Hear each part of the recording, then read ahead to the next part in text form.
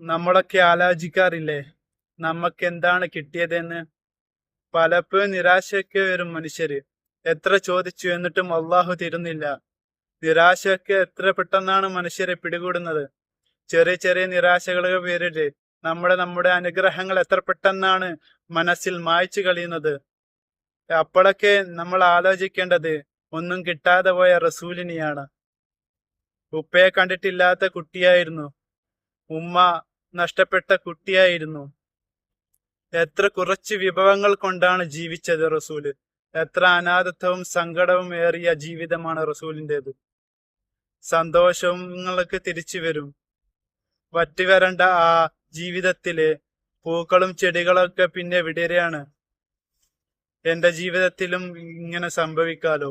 ഇന്ന് വരണ്ട് കിടക്കുന്ന എന്റെ ജീവിതത്തില് നാളെ പൂക്കൾ വിടരാലോ.